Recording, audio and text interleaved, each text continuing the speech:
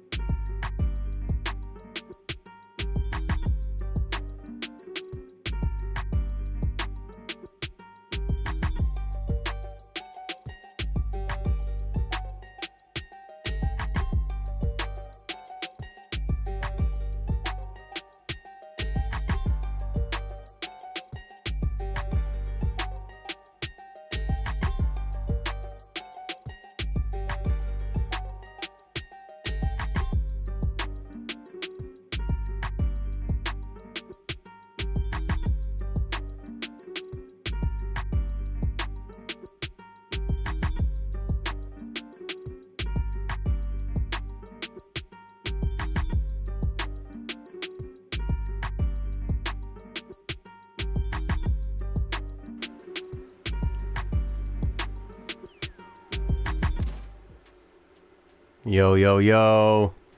What's good, gang? How we doing? What's the levels like tonight, guys? Sound good? Sound check? How we doing?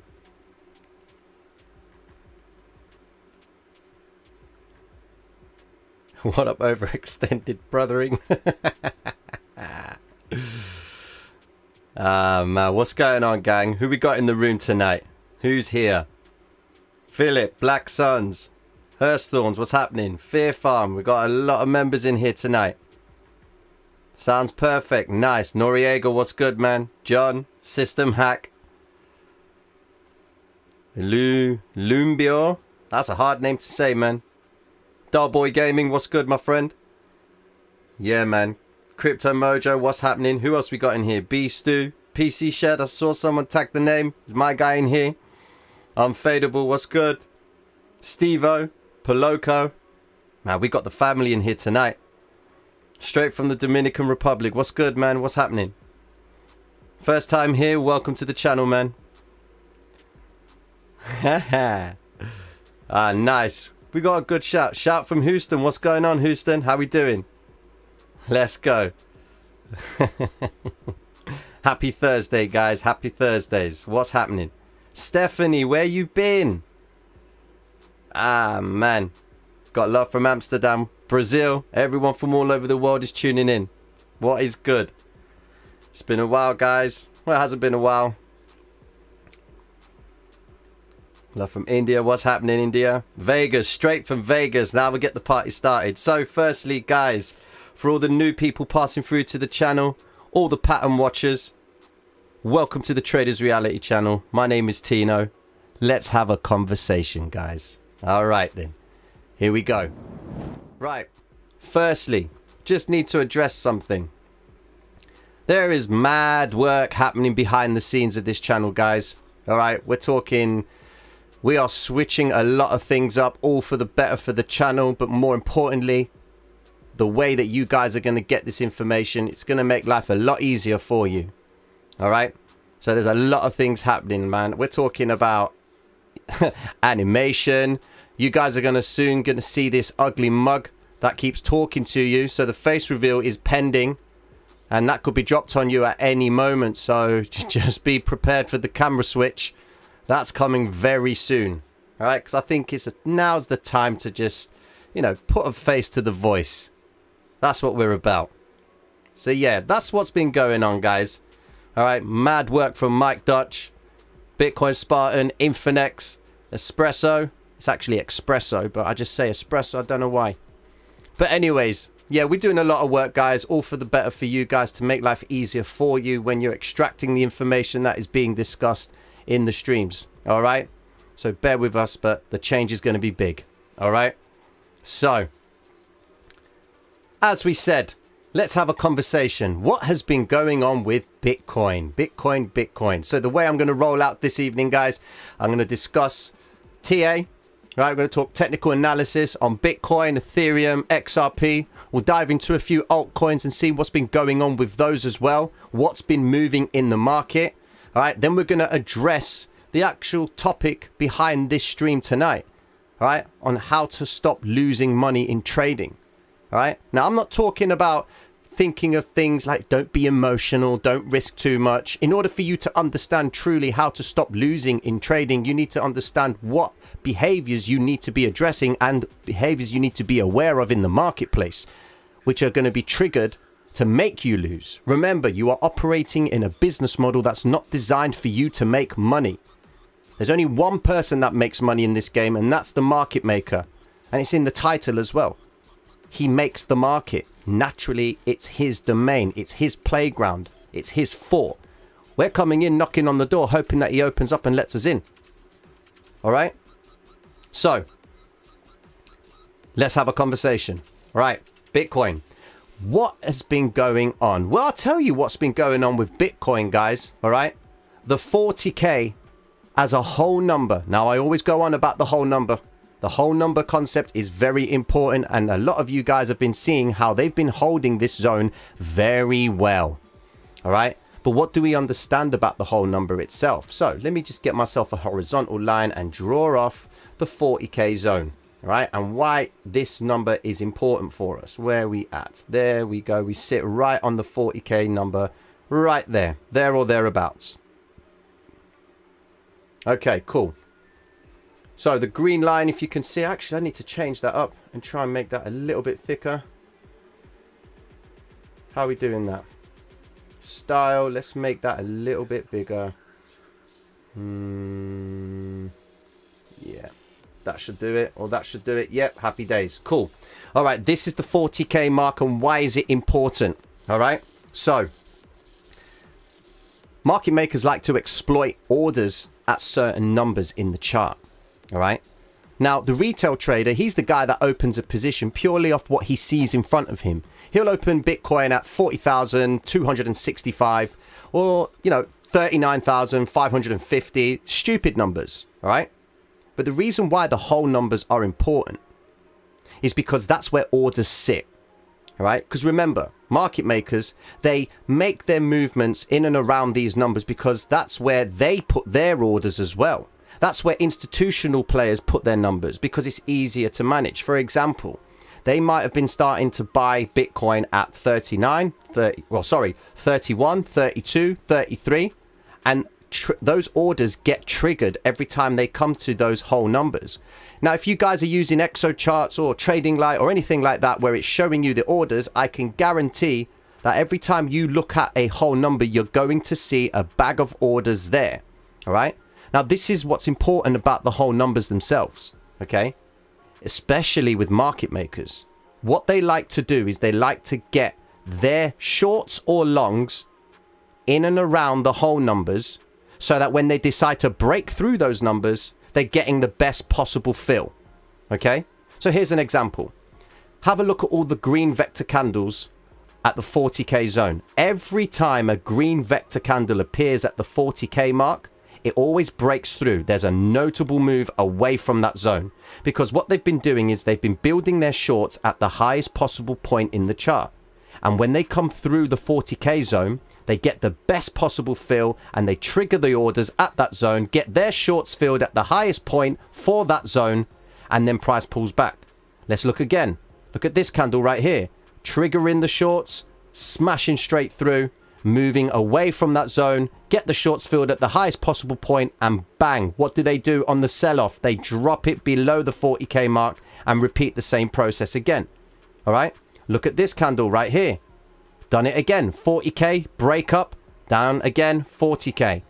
And again, 40k breakout, stabilize, drop price a little bit, come down, they come through it again with this blue vector candle. Isn't it peculiar how they keep on doing this above the 40k zone? And why is that important? Because they want to get their shorts above the whole number so that they can get the best possible fill and at the same time keep the retail trader committed to the idea that Bitcoin is going to go higher, which is why you see price spiking above that zone and then coming straight back down. Now, where do we expect Bitcoin to go? This is the main question. Well, if we consider where Bitcoin has come from, that's going to help us understand what to expect next. Okay? So, last Monday, this is what Bitcoin did. All right? Let me just get this up right now. Here we go. So, we draw off the pattern, which is down here. It looks like an inverted head and shoulders, or it could be a variation of, and we've got ourselves a little W formation. Okay? What else do you see? You see the 30k zone. Look at that. Red notable candles coming in below the 30k zone, getting their longs filled at the lowest possible point. Notable volume. Look at this. Pay attention to this part. Look at the red vector candles at the lows, spiking the lows, stopping volume candles. Okay. Now, guys, listen. As part of the development of the channel, I'm going to be releasing short 1-minute videos explaining these concepts with 10-minute videos following them so you can see real-time examples as well. All right, so if I'm mentioning certain terms, if you are new to the channel, that is, and I'm mentioning certain terms that you may not be familiar with, don't worry, because I'm going to be rolling out these videos for the new guys as well as the existing guys, the pattern watchers who have been with me for a while. We're going to be getting that information over to you. All right, so sit tight. It's all coming for you. So, notice what they do. They get their longs built at the lowest possible point in the chart. And then when they come through again, green vector candle breaking through that zone. So they've trapped the traders in this area, rise up. Now that they've rose up, we can see a level 1 consolidation, which is this area here. So when we see the consolidation and price moves away from that zone, we know that we're working a second rise to the upside. So we're in a level 2. Up it goes. It holds the 50, holds the 50. We see a small retrace and then a continuation back up. And then this big move to the upside, which leads us to the idea of them either being in a level 3 or a level 2 on the bigger time frame. Okay? Now, a lot of people are getting thrown off by the idea of whether this is whether this is a level 3 or a level 2. If I flip over to the 1 hour time frame, okay, that's where you're going to see the level 2. Because look, you've got peak formation, rise up, level 1, hits the 50 EMA. Rise up, doesn't touch the 50, it's a continuation. Rise up, level 2, comes down and hits the 50 EMA. One of the criteria to establish what a cycle is. Now, what's happened is Bitcoin has come up. It tried to break out of level 2, but it failed. Now, look at the development of the candlesticks on the 1 hour time frame. It's a different story now, isn't it? Look at the big green vector candles just slightly above the 40k zone. Price is now coming down towards the 50 EMA. One of two things is going to happen, ladies and gentlemen. Okay? they're either going to break down the 50 EMA and start working this pool of liquidity. Now, a pool of liquidity when it comes to these charts is where market makers have previously built their positions. Okay? And that's what they are doing. When you see a big green vector candle, okay, that is the market maker building shorts at the highest possible point above the key whole number with anticipation to break down price and come back and recover his shorts that he set here. Now let's look at where on the chart are there liquidity pools. So let's look up. Is there anything here that we can see? Nothing on the 1 hour time frame. So then we drop down a time frame to the 15-minute and we see what's available on there. We can see, there you go, there's that pool of liquidity right there. We've also got another pool right here. All right, which brings us to the 38,400 zone. Is there anything else? No? Okay then. So we drop back to the 1 hour time frame. What do we see? We see this big daddy right here. This bad boy of liquidity. Now listen, the market maker, as much as he moves price up and down and he exploits the retail trader, he too needs to make money. And how does he make money? He makes money by sending price back to these sort of zones by tricking retail traders. One thing is happening against another. All right? So this is where Bitcoin is likely to go on the basis that it holds below the 40k zone. If they are finished with their business up here, then granted, come Friday, they're going to want to break down price and come and recover the liquidity. All right? We've got reason to believe that this may be, okay, a level 2 with the potential to continue higher. But with the way they've been holding price in this zone, it's either because they're waiting for some news announcement that's going to come out that we don't know about, that will be dropped onto us at a moment's notice, and everyone will be like, oh my goodness, what's going on with cryptocurrency or what's happening with Bitcoin? Or they are getting ready to drop Bitcoin because Bitcoin is very extended. We haven't had any normality in price. Look at the 50 EMA, it's just rising up. Look at the 200 EMA, there's not been a reset. What reason will the market maker make the retail trader believe that he can get in again? And this is what we're waiting for. Okay? Now, let me flip over to Ethereum. Ethereum. Now, this is quite peculiar. Okay? If anybody remembers when Ethereum made that run to the upside. All right? When we had all that hype about the NFTs. We found that whilst Ethereum was rising, okay, Bitcoin and XRP were holding, right? Then when Ethereum would hold, Bitcoin and XRP would make their moves. So what you're seeing here, guys, is the concept of fractional disparity, okay? In other words, when money is moving from one place to the next and the relationship that it reveals. So if they're holding Ethereum above this area here, and they're trying to move Bitcoin to a certain zone by dropping it, naturally, when they drop Bitcoin or XRP, Ethereum will then reveal her move and either follow in the same direction or continue higher. All right? This is what we're trying to establish. But it looks like both Bitcoin, XRP, and Ethereum are sort of trading in sync with each other, except Ethereum is doing very well to hold above this key zone. All right? She finished positive for the day, okay, but Bitcoin hasn't. All right, so there is something happening behind the scenes. And what's given me the reason as to believe that they are getting ready to drop Ethereum is because we've got these green vector candles appearing above the key 2,300 zone. All right, we had this big sell-off right here, price drops, then comes straight back into the zone. Now, Friday is a little bit of a tricky day in trading, guys. There's one or two things that can happen in the market. All right. It can either make a base and prepare for the weekend, or it can make a run for profit. Right? That's what's going to happen. Yep, we've got options expiring. That's understandable. Okay? Now, so to be honest with you, I've seen when options expire, and it actually doesn't really do much in the market, to be honest with you. All right? It's not like in stocks. You know, when there's a stocks expiry, it's a different kind of liquidity. I haven't really seen the result of options expiring in crypto, and it's actually caused a lot of price movement. So I don't really want to rely on that. Okay. So same story with Ethereum. Okay. She too is very extended. She's above the 800 EMA. we've got a nice little cross here with the 200 and the 800 EMA, but don't be fooled by the cross. All right, which is what's going to be leading me on to the next topic, which I'll be discussing shortly. All right, on how to stop losing money in trading. These sort of things right here is what triggers traders to make commitments, but I'll get to that in a few moments. The likelihood of Ethereum actually coming down, with looking at the pools of liquidity here, I've got this one zone right here. That is the one zone that I'm paying close attention to, the 2050 zone, 2098. Okay, that is what I'm paying attention to with Ethereum. Ideally, if Ethereum breaks down and hits the 200 EMA and bounces, happy days. But if Ethereum does that, she may be coming down to this point, and then she might come back up to here and form a big M pattern. So this is what may actually happen with Ethereum. We've got the move up, we've got price coming down, got price spike up. It may even come back down to this point here or this point here.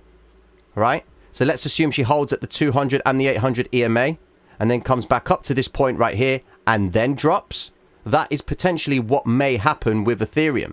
But it all depends on the reason why they are holding price, because we're either going to be waiting for a news announcement, or they are just literally trying to get as many traders as they can to commit themselves to this zone, because so many people right now don't know where price is going to go. All that we have is what they have been doing in relation to keeping price above the 50 or below the 50 in light of Bitcoin and all the notable candlesticks. All right. It's these sort of zones that put traders off, because retail traders aren't patient. They want to do something. You know, they don't want to feel like they're missing out. All right. Let's flip over to XRP. Same story. Now, XRP is a little bit of a, not a tricky one, okay? But you can see intention with XRP, all right? She stayed above the 50 EMA very well, all right? But when you zoom out and actually look at where XRP's come from, all right, you can see a massive, massive W formation, all right, on the bigger time frame. Absolutely massive. There is a lot of liquidity for XRP to come back to. All right, let's have a look. So first we can see this zone, pool of liquidity right there. All right, we've got another pool of liquidity over here,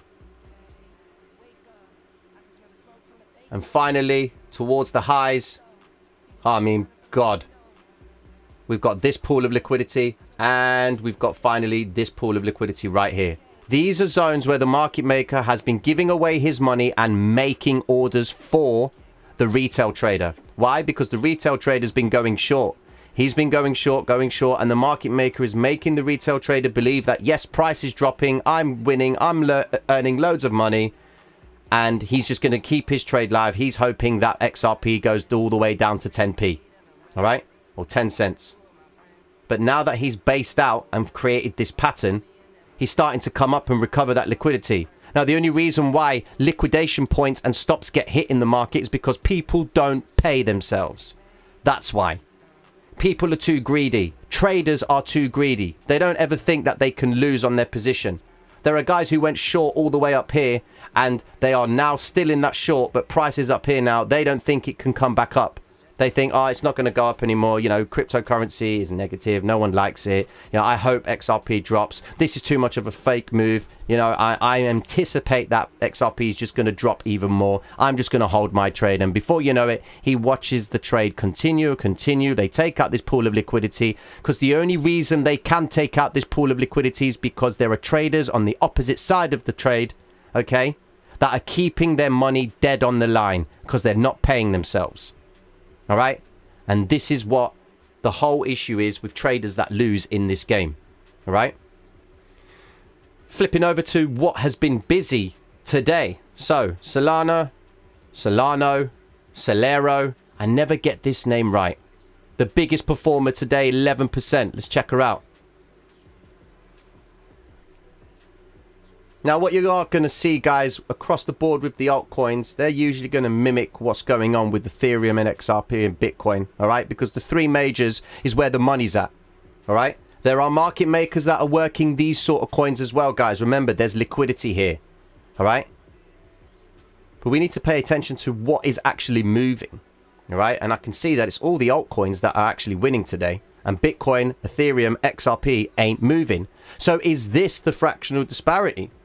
Are they moving the alts, holding the majors? This is what we're trying to establish. All right, so Solana has actually spiked up. Now, what I don't like about this is the fact that it's just come out of nowhere. Okay, because look, spike up, base, drop, spike up, base, drop. So they'll bring it back into the fray, and there's a good chance that it's going to come back down to this candlestick here. Now, what you need to be mindful of, guys, is whenever you see these great spikes in price, all right, if it's out of the norm, then you know something's being worked here. Notice at where they are pulling these notable volume candlesticks. They're above the $30 zone.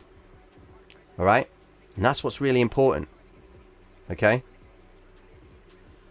Solana, it's Solana, isn't it? These indicators, guys, okay, yeah, if you've got MT4, okay, you can download MT4, which is all in the links in the description of the video, okay, and you can actually download these indicators from the Discord. So everything you need is in the links to the description in this video, so don't worry about that, okay? So Solana, she's done a interesting price action, but for me, I don't like it when I see these big moves up, but I know that I can exploit it on the way back down. All right, because it's a move out of the norm. So it's either a news announcement or something that's made this move happen. Or they just simply just took out some shorts.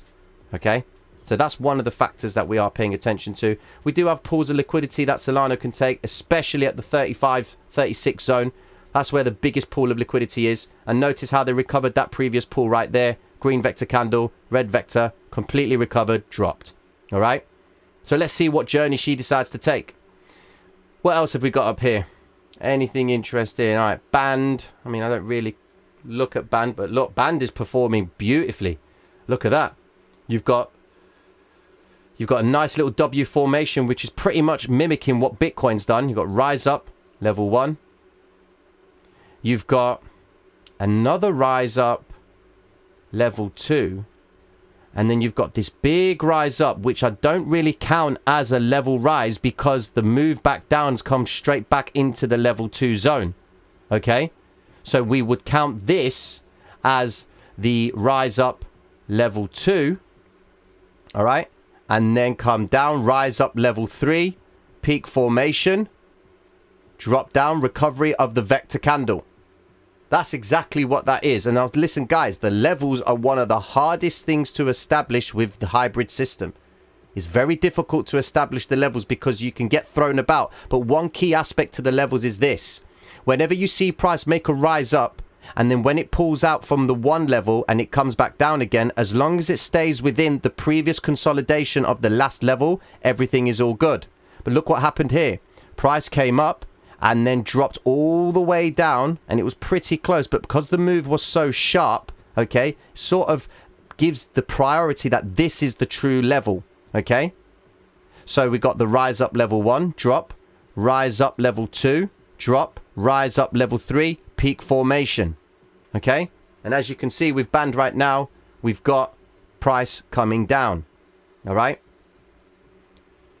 Now, what else? What else? What else is interesting? Let's have a look. SXP, what's the story there? Okay. That's very interesting. She's coming up strong. See, this is it. Like this is what I mean about these big pushes up. They are coming from a range. They're coming from an existing trend. These pumps up are coming from an existing trend. What you don't want is price stagnating, going sideways, and then a spike up. That's where it gets a little bit fishy. Okay. What else has been done on this chart? What else is busy? I'm seeing a lot of coins that I don't normally talk about. FTM, what's going on there? 0.2. I don't really like talking about coins that are really cheap. Right, but then you've got XRP, so that's a different story. All right, here you go, an example right here. Spike up. It's out of the norm. Price drops back down again. Okay. These are the sort of things you need to be mindful of. All right. Let me have a look at that. Luna. Crypto. People want to see Luna. Okay. There you go. There's a couple of projections that we did before. Come back, recovered that zone, recovered that zone. Happy days. Coming up. Where is she recovering from? Wow. There you go. Look at that. And we've still got liquidity right here for them to take. Absolutely massive zone on Luna. And it just looks like they're desperate to take that. But look, the moves are just so extended. Look at the 50 EMA. It looks like a pencil, man. It's just straight. All right. Volatility is moving price higher, but they're going to have to reset it to bring it back into the fray. They have to reset it. And if they don't reset it at the 50, they'll reset it at the 200. All right. The 800 EMA to be turning up sharply like that is not a good sign. All right. It's a good sign if you're getting in at this point in the chart and you're riding the move to the upside. But people are coming to this chart now, working out whether or not it's going to continue higher or not. And they're missing out on understanding the importance of why, when the moving averages are fanned out, that volatility is probably at its highest. And at some point, they're going to need to bring it back down again. Okay. Cool. Ah, man. Okay. Can you show us the entries on 1 minute time frame, like the confluences and why you would... I'm going to get into the Q&A in a short moment, guys. I'm going to get into that in a moment. But what I'm going to be talking about right now, I'm going to finish talking about these coins. Well, what I'm going to talk about right now is the topic that this stream is based on how to stop losing money in trading. Because ultimately, it doesn't matter what coin you use. It doesn't matter how much money you use. And what's important is your strategy. But if you don't understand the things that are engineered for you to lose, if you're not aware of those things, you are just going to keep losing. All right. And if we can create an awareness, that's going to help us make an informed decision and be mindful about every time we make a decision to place a trade. If we factor in all of the elements that are designed to go against us, we know, and we're going to know, how to behave in that realm. And that realm I'm talking about is uncertainty, because you know what? We just don't know what can happen next. And hindsight always has that thing about, you know, it's easy to talk about things in hindsight, but the way that I deliver the information on this channel is we have to operate in real time. We learn in real time, because that's the only way we're going to justify our reasoning for placing an entry or not. All right. So let me bring it back down to Bitcoin. Here we go. Perpetual. Yeah, let's do Bitcoin Tether. There we go. All right, let me just free up this. Get rid of this. Got a pattern there. Get rid of that. Get rid of that. And get rid of that. All right, then. Cool. So, here we go. How to not lose money in this game. All right. Now, there are a number of factors that come into play. All right. There are so many things that you need to consider when you're coming into trading. All right.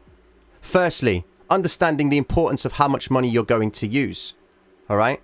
Because if you're using money that you can't afford to trade with, you shouldn't be trading. All right. You need to be coming into trading with the idea of being able or practicing how to execute your trades correctly. That's what's the most important thing. If you're coming into trading to simply make money, you will not be here for even 5 minutes. All you'll be doing is transferring your losses to all the pattern watchers that come and watch this stream.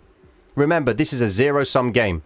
One man loses, another wins. One man's fun is another's hell. That's the basis of trading, guys. And if you're not okay with that, I would highly suggest you pick a different career. All right? This game is difficult. It is the hardest, easiest way to make money. And your seriousness and respect that you've got for this game is going to be reflected in whether your account is positive or negative. Because ultimately, our ability as traders is not determined by how many trades we've taken or how long we've been trading. It's whatever our balance is at the end of the trading day. We judge ourselves on whatever our balance is at the end of the day. Finished. Okay? Now, if we're trying to stop losing money, okay, well, what are the things that appear in the chart that make us do things that help us lose money? Okay, because we have to know why we lose money. All right. Now let's look at the retail trader.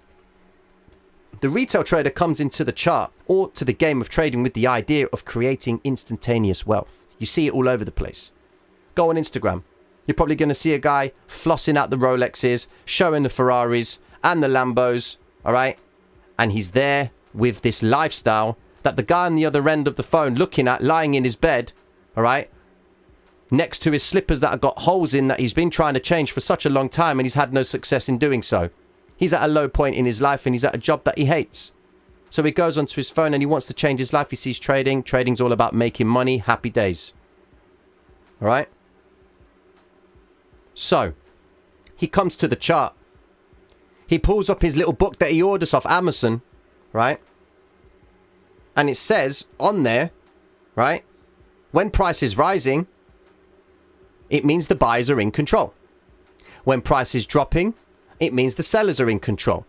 However, there's a misconception about that whole idea, all right? And everyone in the first instance that comes to the game of trading, if you are of the belief that when price is rising, it means the buyers are in control, you are going to lose. Finished. All right?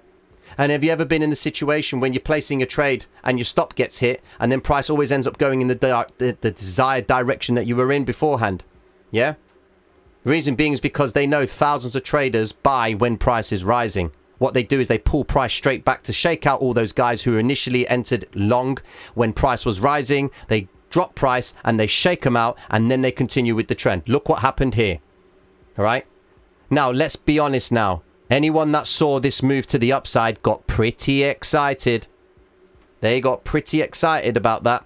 And the only reason they got excited about it is because all they saw was Bitcoin was rising. They didn't want to miss out on the hype. Now, funnily enough, in the game of trading, or should I say in the eyes of the market maker, things happen in threes, all right? You've seen me talk about it. Rise level 1, rise level 2, rise level 3. The cycle resets. 3 hits to the high, 3 pins to the high, 3 pins to the low. 3 shifts, 3 pushes, okay? The number 3 is very psychological in the game of trading. Even in the books that they sell to you on Amazon, all right. Now, I'm not discrediting any of the authors because they have their place at introducing people to what trading is. However, the information that they're giving is not designed for you to make money. It's designed for you to do the wrong thing, because the only way that you can do the wrong thing is if you're trading away or against the way the market maker trades. Okay, you are supplying the liquidity for the market maker to make a profit.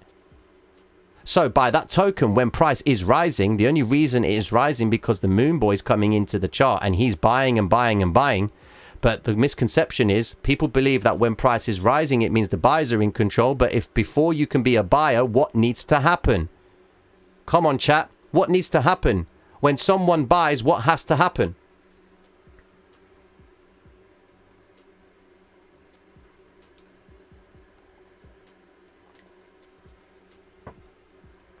What needs to happen?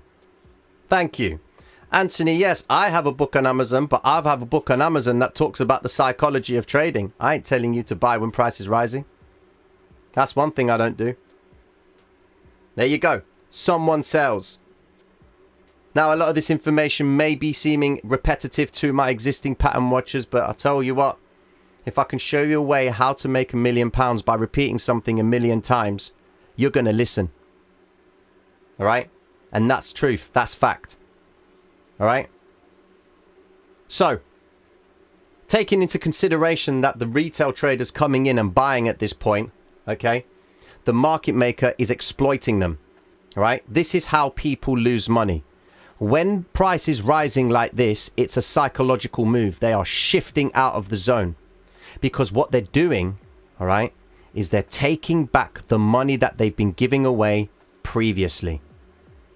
All right. Remember, when price was dropping over here, everyone was talking about Bitcoin going all the way down to 20k to 16k to 5k, even $50. The overall sentiment about Bitcoin in this zone right here was negative. Now, market makers had built their longs at the lowest possible point because the market maker doesn't buy at the highs, he buys at the lows. Yeah? You obviously heard about that little saying, buy low, sell high. Yeah? But that's a wrong conception, because when people buy low, they think that if they buy low, they're buying low when price is here. and they think that they can sell it at this point. No, when you buy low, you buy when price is dropping. That's the idea. That's how the market maker behaves. He buys when price is dropping. He doesn't buy as it's rising. That's the retail trader. All right? Likewise, when they've been bringing price back down to the lows, okay, the retail trader is setting his stops and his liquidation points because he wants to protect himself. Because what do every single broker tell you on their website? Okay, always put a stop loss. Always protect yourself. Make sure that you don't lose all your money. Put your stop loss, put your stop loss. Well, what does that stop loss do? That stop loss reveals where your money is at. Look at Trading Light. Look at Exo charts. All those little figures that you see on the bar charts at the bottom, they are telling you the liquidation points. Okay?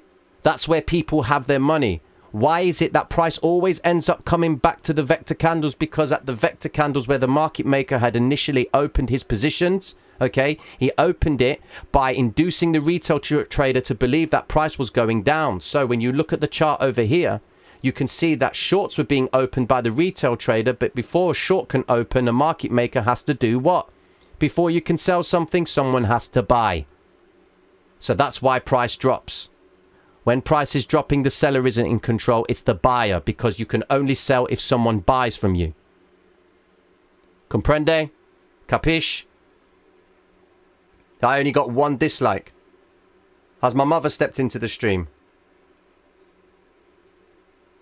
Yeah?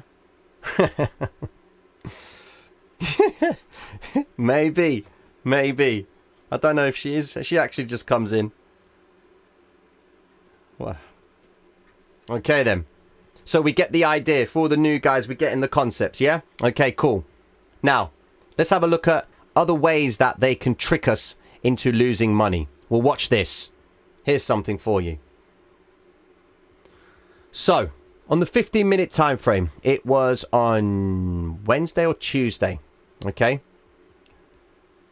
I was having a conversation with the Patreons. Now, this is what we were paying attention to. We were trying to establish if they were going to go higher, all right? Now, if we look at what was going on here, all right? This is what I mean. And this, what I'm about to show you guys, is very symbolic into one of the tactics that they use. Now, market makers, there are three types of market makers, guys. There are the guys who are in Asia, the guys in the UK or Europe, and then the guys in the US. All right? They are all working around the clock because this platform, whether it's on IC Markets, MT4, whether it's in New York, on any other broker or any exchange, this is their platform to move money. All right? This is a speculative game, guys. All right? There's no guarantees. You're operating in the realm of uncertainty. You just don't know what's going to happen next. All you have to contend with is what is going on now. All right? You work on what is happening right now. You look back a few times and see what are the chances of them actually coming back to one zone to the next. Then you make your decision. You pay to play. Welcome to the game of trading, guys. There are no guarantees. And if anyone tells you that they can guarantee, they're lying to you. They just want you to just pay, and then you deal with the problem if you lose afterwards, and they'll just say, well, that's the name of trading. Yeah? So this is what we need to pay attention to with the tactics that the market makers use to help you guys lose money. All right? But before I continue with it, I'm not here to tell you how to stop losing money completely. I'm trying to help you understand how to lose a little bit of money by being aware of what's going on in the chart to avoid you making the mistake which is going to cause you to lose a lot of money. All right? So check this out. Monday or Tuesday. This is where we were on the Tuesday. Am I correct? 28th of July, I think so. Yeah. So Tuesday, right here. All right? Now, on the Monday night, this is what Bitcoin had done. So this was Monday. They spiked price at the 40,556. That was the high. Now, we were paying attention to what was going on here. We were trying to establish if this pullback to the 50 EMA was going to be the reason that Bitcoin continued to make a move to the upside. All right? But we needed to take into consideration that we had the 40K zone right here. All right? And they were building their shorts at the highest possible point. So I was looking at the vector candles saying, right, hold on a second. If these guys are favoring higher prices, why are they stagnating in and around the 40k zone? So for me to make the conviction that they are going to go higher, all right, and that we're going to be going to a new level, I need to break, or price needs to break above the 40,500 zone. All right. So we were waiting. We saw this vector candle break through the 40k zone. All right. Now, what happens after that? Price starts to rise up. Now, in and around this zone, it was around about lunchtime. I received a notification on my phone telling me that Bitcoin has just hit 40,000. Now, that's just me. Now, I'm guessing the majority of you guys all have apps installed on your phone where you select the option to receive notifications, or you've actually gone into the app and selected that you want to know if Bitcoin hits a certain price. Okay? I'm guessing that is the case with everyone. Type 1 if you agree. Type 1 if you agree, if you do that sort of thing.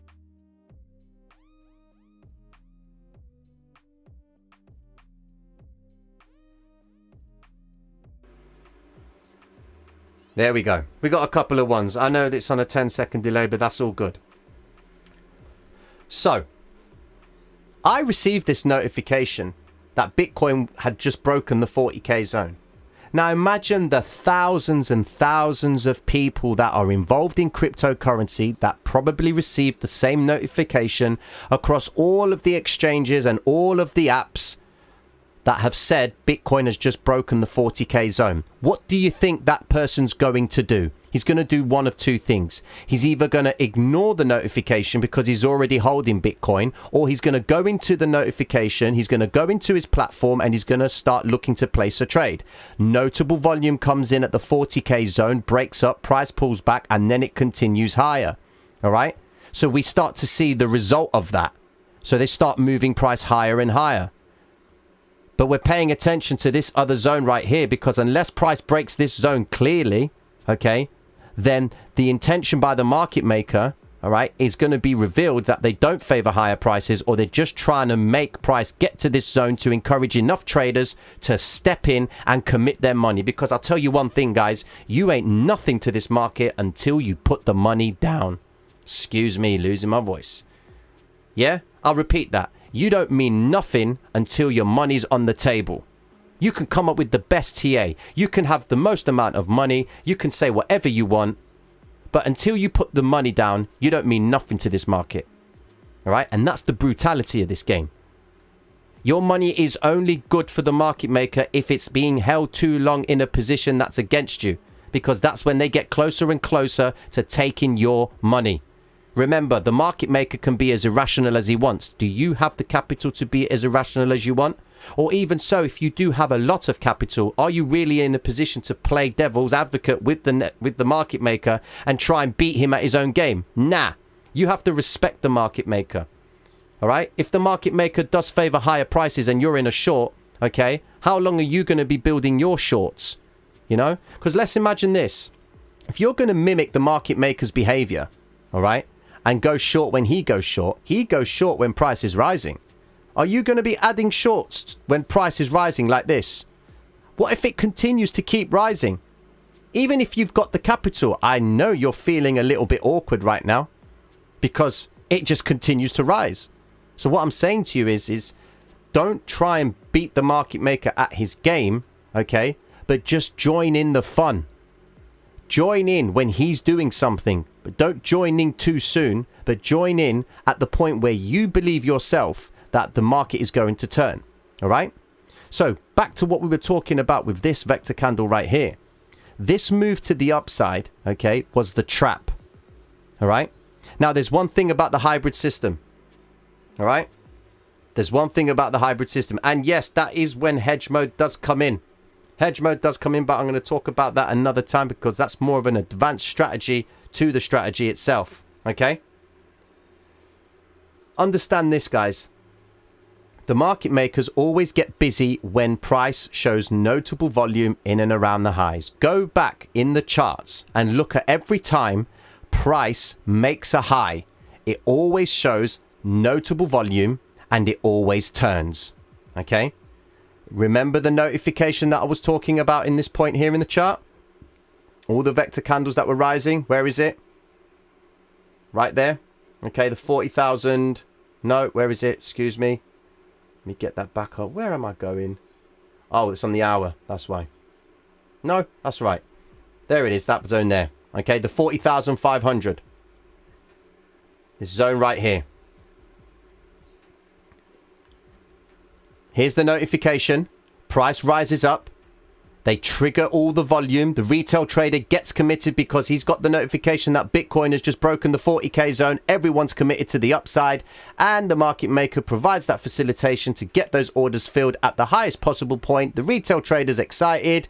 He's happy that Bitcoin is rising now. And then it drops. And look at how aggressively they pull price back. Funnily enough, they come back towards the vector zone and recovery of the vector candle right there. Okay? So all the guys that have been going long in this instance and the guys that went long here have been squashed out. They've had their stops hit. They've had their liquidation points hit. And only a moment ago or a few moments beforehand, Bitcoin was rising above the 40k zone. Everyone was getting excited. So how can you avoid this sort of situation? Well, you wait for the highs to be cleared with conviction. Because look, when this candle broke out from this zone over here, what happened afterwards? Well, we didn't get a confirmation candle. Look, there was no confirmation of the move. The fact that the vector candle didn't finish to the high was one of the signals. Price had pulled away from the 50 EMA, okay, after it came out from a ranging zone. It was an anomaly move. It wasn't a move that should have happened. It just came out of nowhere and it didn't break the previous session high. And it didn't show conviction. This is what I mean about conviction. You want to see a clean break, like for example, like this. Look at that high right there. Bitcoin comes down, it stabilizes, then price starts to rise, breakout, confirmation candle, shift out of the zone. Happy days. These are the examples right here. And let's look at another thing as well. All right. Where is it? There was a cross on the chart. There was a cross of a moving average on the chart. Where was it?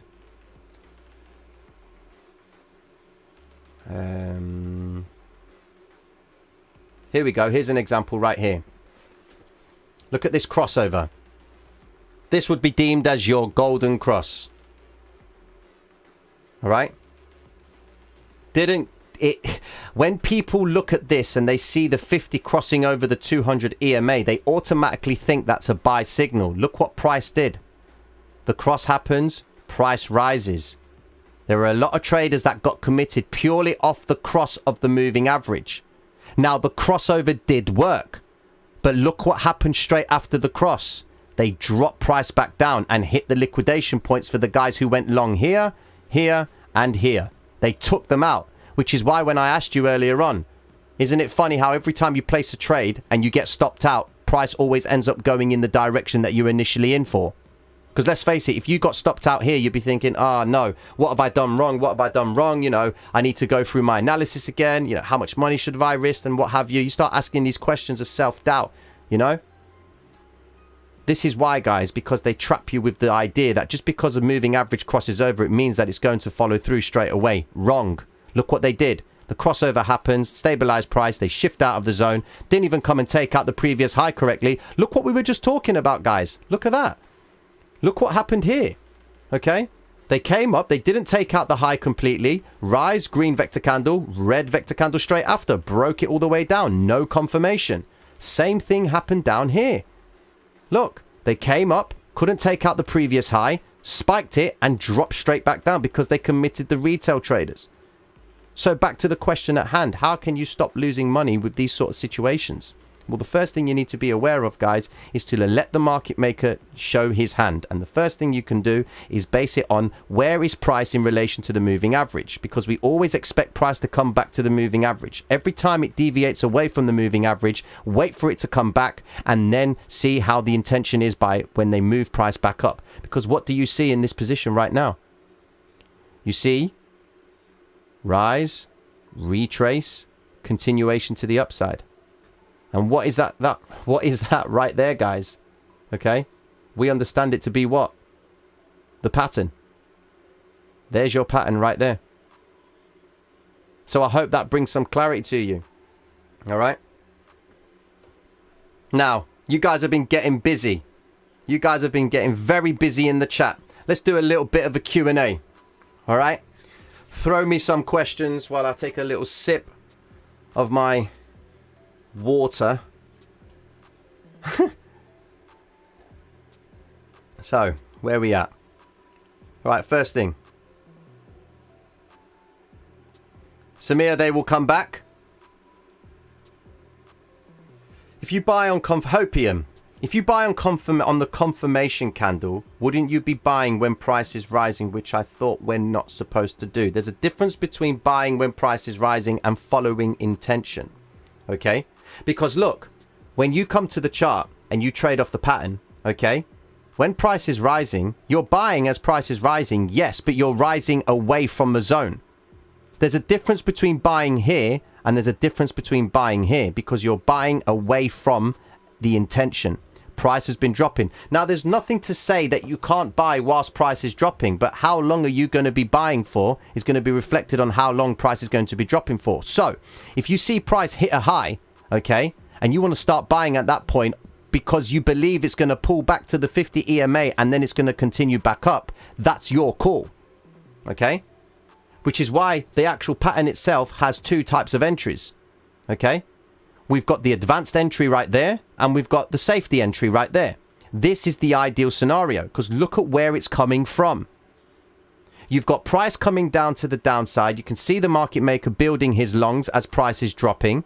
Now price is starting to come back up. It comes up from the peak formation down here. It hasn't tested the 50 EMA yet. We are expecting price to come back and test the 50. And look what happens. They come up. They bring price all the way back down. They test the 50 EMA. We can see a stopping volume candle right there. 3 pins to the low. Bang, they start moving. Vector candle confirming price above the 5 and the 13 EMA. The 13 EMA and the 5 EMA are crossing over. They are above the 50 EMA. Everything is stacked for us to go to the upside. One more set of confluence. Look at the RSI.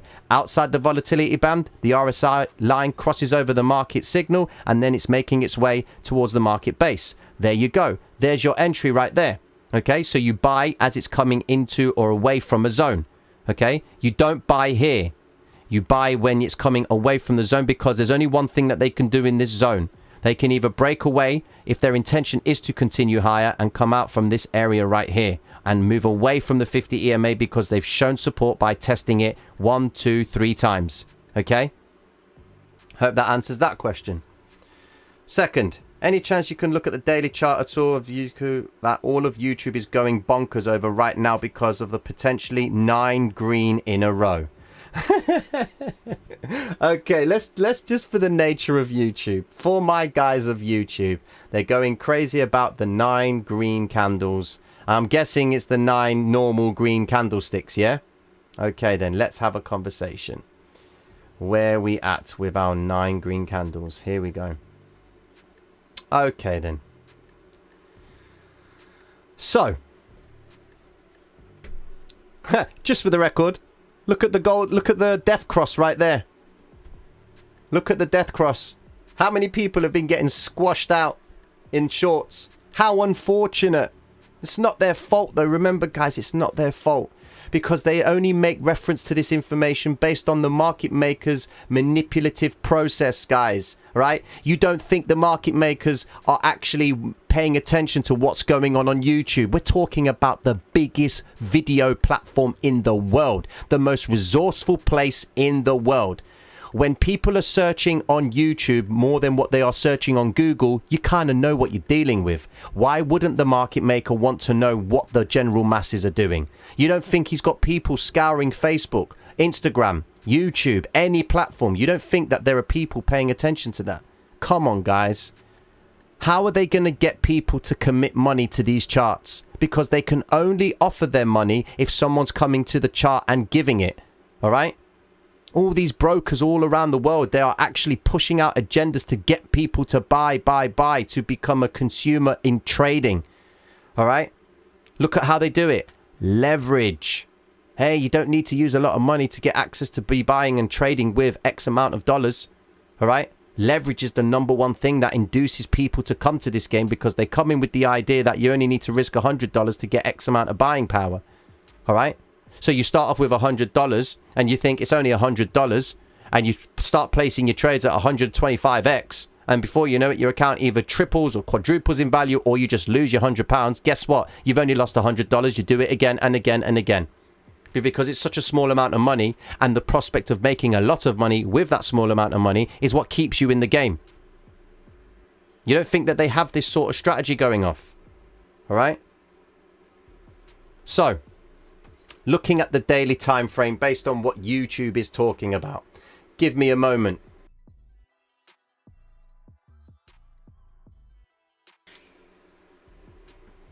Okay. So everyone on YouTube is going crazy about these 1, 2, 3, 4, 5, 6, 7, 8, 9 candlesticks. Why are they going crazy about this? What's wrong with that? But the thing is this. People were going crazy about these candlesticks. People were going crazy about these candlesticks. Why are people going crazy about... Why not are they going crazy about these candlesticks? Because when price was rising like this, people weren't paying attention to that. They were just saying, yo, man, look at this, man. It's rising. It's rising. Happy days. Start buying, buying, buying. Okay? Look at where we're coming from. That's the key thing. The 800 EMA is starting to flatten out. The 200 EMA has been crossed over by price. The 50 EMA is now below price, and we've just had a death cross. Now, the only way that we're going to know if this death cross is going to be valid is if the 200 EMA and the 50 EMA start to expand. Now, the only way that they can expand is if price continues to drop. But price looks like it's coming up. Is there more money up here for them to take now than there is down here? So, let's draw off our liquidity pools. There's a pool of money down here. All right? They brought price back down here. You can see you got 1, 2, 3 pins to the low. This candlestick formation is huge, because it's not them just building their shorts. They are trying to come out of a zone. Why? Here we go. Market maker has been building his longs whilst price has been dropping. Remember, the market maker knows where he's going to send price. He obviously can see that there are orders all over the place, all the way up here. There are people that have got optimism that Bitcoin's going to get to this price, this price, this price, this price. There are orders everywhere. So the market maker is going to do his due diligence to induce people to believing that one thing is happening against the other. Okay? What pattern can we see? Well, let's draw it out. We've either got a massive W formation right here. Okay? Or we have got what we understand to be the variation of the pattern, an inverted head and shoulders. All right. Now, what are the factors that are making me believe that this is a decent base? Well, let's look at the candlesticks. The last time they tried to sell off at the lows and bring price down lower, they snapped all the way back up. They induced all the guys to go short, and then they hit their liquidation points by bringing price all the way back up. That was them stabilizing the drop, because they didn't want to release the liquidity to the downside, because that would mean the market maker is obliged to fulfill the retail trader's commitment by bringing his money into the market and going short. So the market maker will then have to keep on buying as price is dropping. He doesn't want to give the retail trader the belief that he can make money. He doesn't want to let him see a profit. The market maker is not charitable, my friends. Okay? So, they hold price in this zone. Stopping volume candle, move away. They come down again. Stopping volume candle, move away. One controlled move to the downside. Look at these candlesticks, guys. Look at the clues. They are controlling the move to the downside, nice and slow, and then they induce them one last time, spike the low. Everyone's committed to going short, and then the next day, shift out of the zone. The reason why they're shifting out of the zone and why this is consistent with a pattern development is because they can't allow any more traders to believe that price is going to drop. Because if they do, as we said earlier on here, if they let people believe that price is going to continue lower, they're going to receive an influx of orders which they will be obliged to fulfill.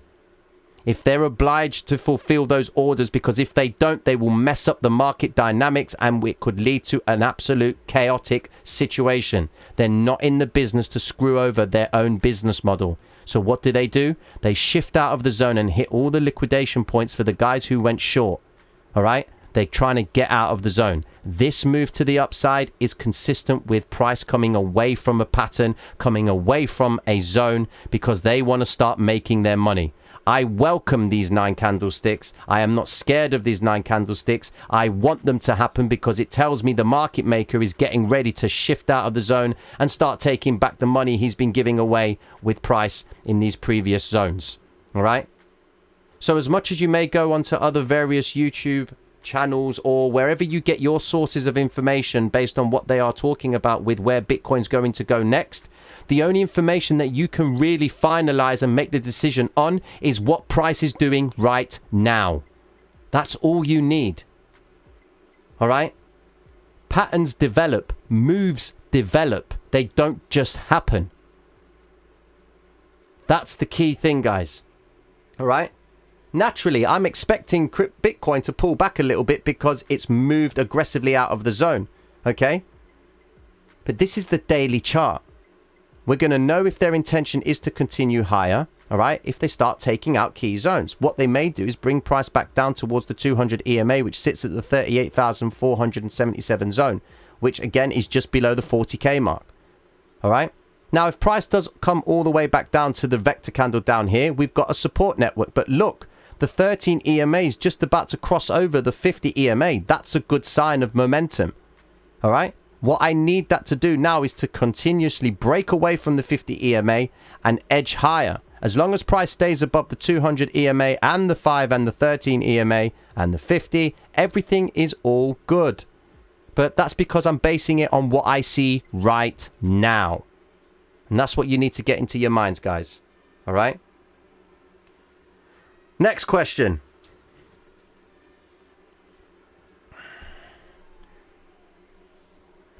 Next question. When Bitcoin hits an all-time high, were you still able to apply the same TA or was it too unpredictable?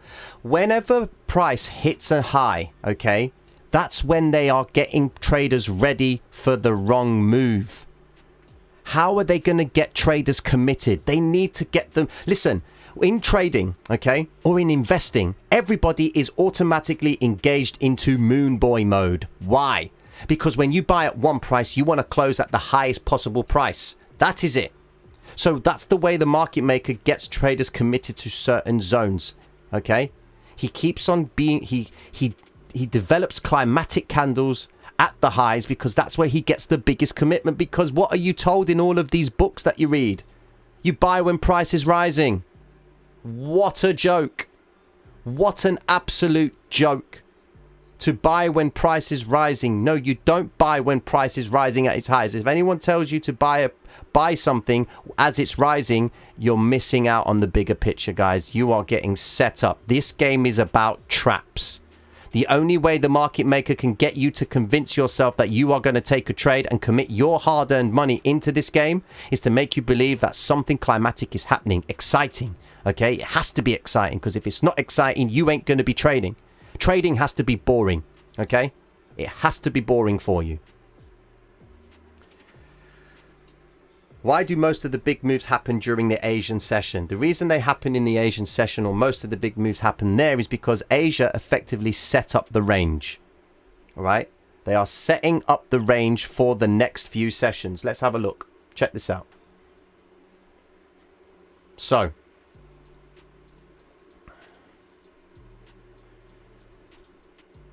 look at this Asian session here, all right? Price makes a move in the Asian session. It rises very high. So we know that the market makers in Asia are trying to build shorts at the highest possible point, okay? Then the UK Brinks box session comes into play. UK have an option. They've looked at Asia and they say, okay, what have Asia done? Well, Asia gets on the blower, which is a telephone, to the guys in the US, in the UK and in Europe and say to them, yo, what's up, guys? We've managed to trap $500 million worth of contracts at this high right here. You've got an option. You either release that liquidity and realize a return, or you start adding to the position and let New York do the business. So the UK then say, okay, I'll tell you what, we're going to add to that liquidity and make more traders in Europe believe that price is going to continue higher. So what do the guys in UK do? They actually start building shorts at the same time. They spike the low, they bring price back up and they stabilize, and then they're shifting out of the zone. They come out of the zone with the UK session, and then the New York session triggers, and New York can see what's going on in Asia and in the UK, and the New York session has one thing to do. Well, if there was 500 million here, the UK have just contributed another 400 million. It's now our job to try and realize that and get some money taken off the table for them. So what do the New York do? They spike the high one more time, add more to that liquidity, and then they shift back down in the zone and take out all the stops that have been hit whilst the price has been rising. Okay? So all the stops that have been set whilst price has been rising, the market maker in the US effectively triggers all of those orders and brings price all the way back down to 50% of the retracement of the vector candle. And guess what? The Asian session starts it all over again. That's why you're seeing the moves. So check this out. Another concept. All right. In order to help you understand why price changes at highs and at lows, okay, we need to understand why the retail trader behaves in and around these zones. Okay, what does he do? And why is he triggered to buy when price is rising or not buy when price is rising? All right. Now, there is a problem with the general view of economics in trading. All right. Which is going to lead me on to one of the most infamous stories that we can disclose on this stream. Let me introduce to you how the concept of supply and demand is explained and summarized with a story about jumpers. All right. So ask yourself, why does price always pull away from the highs? Whenever price makes a high, it always pulls away. General, or should I say conventional trading wisdom, okay, tells you that when price stops rising, it's because there is an issue with supply and demand. Yeah, it means that they ran out of money or people aren't interested. You know, no one's buying in this zone. That is the biggest lie going. And if I could say what I really want to say, I guess you guys have got a good idea of what I would like to say, but I have to be courteous because YouTube are doing very well with making sure that we are polite. Okay? So we have to play the game, guys. It helps with the channel, it helps with the engagement. Make sure to like and subscribe. Happy days. All right? Anyways, supply and demand. Trading books tell you that when price hits a high and it stops, it's because there is no demand in this area. Well, that's a lie. When you see a candlestick like this that wicks the highs, you are told that there is no interest in that area, which is why the candlestick didn't finish in that area. It didn't finish higher because there was no interest. Well, it's not that there was no interest, because the only way that that could be a wick is if there was an order there. Yeah? It can only become a wick if there was an order there. Right? So if it can only become a wick when there's an order there, is that saying that there were orders there? In other words, does that mean there was a demand for price at that point? Listen, there will always be a demand at every single point in the chart. The idea of supply and demand that is being given to you guys on these charts or in trading as a whole is wrong. Okay? Supply and demand only works in retail, guys. Or should I say, with tangible assets. I said this last night. All right? Let's take the gentleman who opens his own clothing shop. He has 3 colored jumpers that he likes to sell. He's got 5 green jumpers, 5 yellow jumpers, and 5 blue jumpers. All right? He opens his shop. He welcomes all the people to come into the shop to start buying his jumpers. All right? He does a normal 9 to 5 trading day. At the end of the day, he starts to do a stock check. He sees he's got no green jumpers, he's got 4 yellow jumpers, and he's got 3 blue jumpers left.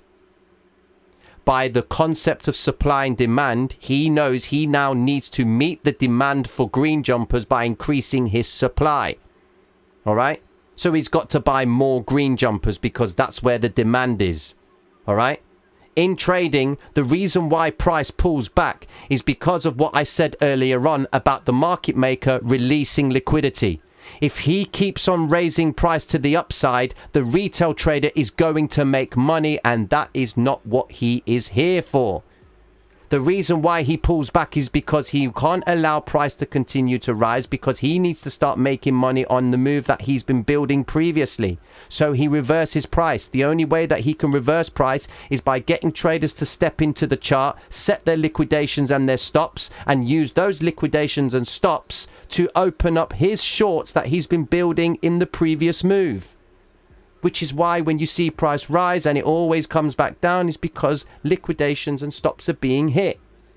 That, my friends, is supply and demand in trading. All right? And that's why a lot of traders lose, man. Because they're coming to the charts and they don't understand the business model. This is a business model, guys. All right? The sooner you get that in your minds, the sooner your trading is going to change. I guess after this stream this evening, you're not going to be going to the charts and saying, oh, when price is rising, it means the buyers are in control. The only way a buyer can become a buyer is if there's someone there selling to him. So who's in control? All right. Steve-O, are you a green jumper pyramid seller? Nah, man, nah. I'm not that. I'm not that guy. All right, then, guys, listen. I'm going to be bringing the stream to an end, but I've just got a couple of reminders for you just before we close. All right? So firstly, make sure to like and subscribe. This is going to help with the channel's engagement, but more importantly, help spread the word about Traders Reality and the purpose. Secondly, if you're thinking of joining Patreon, I suggest you do it at the start of the new month, because if you join now, you're going to get double charged. All right? And finally, last but not least, guys, go and have yourselves a wonderful evening. All right? I want to thank you all for watching. For anybody new and for all my existing pattern watchers, thank you so much. Happy days. Mad love. Peace.